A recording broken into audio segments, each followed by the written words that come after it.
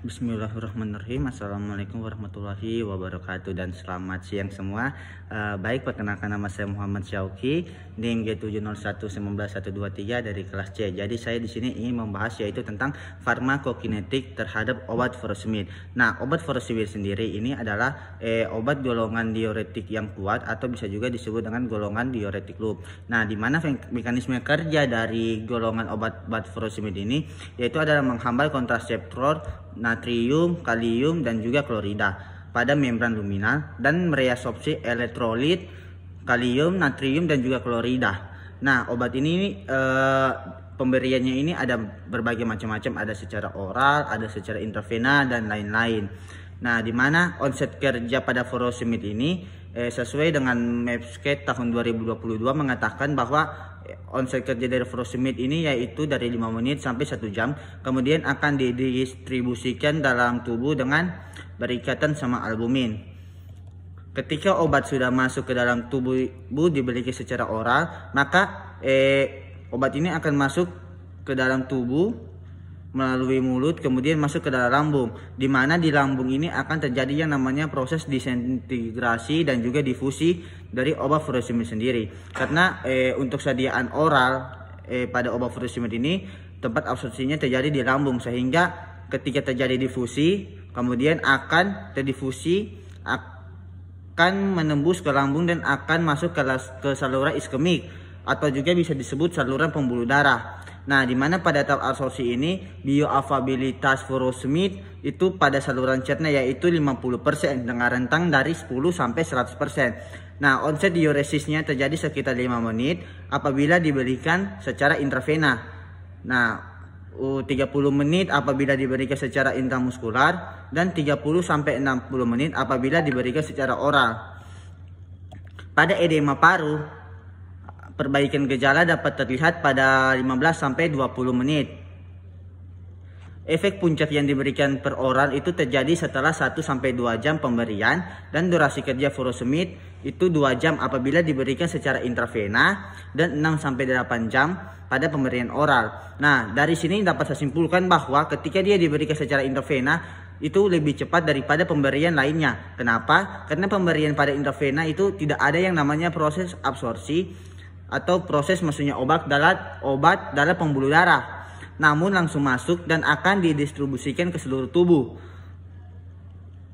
Beda dengan pemberian secara oral karena harus disintegrasi terlebih dahulu, disolusi dan difusi agar bisa masuk ke dalam pembuluh darah, kemudian akan diabsorpsi. Nah, setelah diabsorpsi maka akan terjadi yang namanya proses distribusi. Nah, distribusi adalah proses penyebaran obat ke seluruh tubuh dengan di bawahnya oleh pembuluh darah. Pada proses distribusi, furosemid akan berikatan yang namanya protein, yaitu sebanyak 99%. Kemudian akan menuju ke tubulus proksimal dan disekresi melalui organic transporter. Lalu bekerja pada kontraseptor, natrium, kalium, sama klorida. Nah, kita ketahui sendiri bahwa ikatan protein itu sebanyak 99%. Apabila furosemid itu berikatan dengan protein, maka pembuluh darah akan disimpan di deposit jaringan. Dan apabila kadarnya furosemid ini berkurang, maka akan melepas dengan sendirinya. Kemudian akan terlepas dengan protein juga, sehingga terdistribusi dan akan mencapai reseptor baru di metabolisme. Nah, setelah terjadi proses distribusi, maka akan lagi terjadi yang namanya proses metabolisme, di mana proses metabolisme pada furosemid itu terjadi di hepat atau bisa juga disebut di hati. Itu kurang lebih 10%. Metabolit dari furosemid itu berupa gluconorid atau bisa juga disebut asam sulfamat.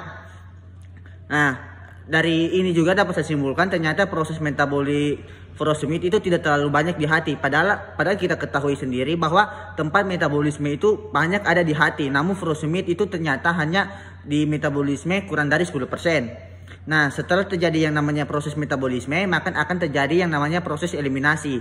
Nah, proses eliminasi pada furosemid ini akan diekskresikan pada urin selama 24 jam, di mana bentuk dari furosemid ini adalah 50% dan sisanya itu dibentuk dalam bentuk gluconorid sebagian metabolitnya. Nah, adapun juga sebagian kecilnya itu juga diberikan di diekskresikan di feses.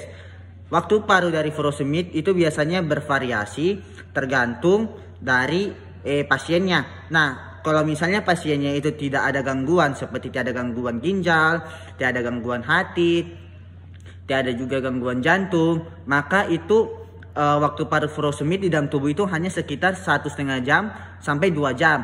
Nah, apabila pada penderita ginjal itu waktu parunya 2,8 jam, pada penyakit hati 2,5 jam, dan pada pasien kanker jantung 2,7 jam.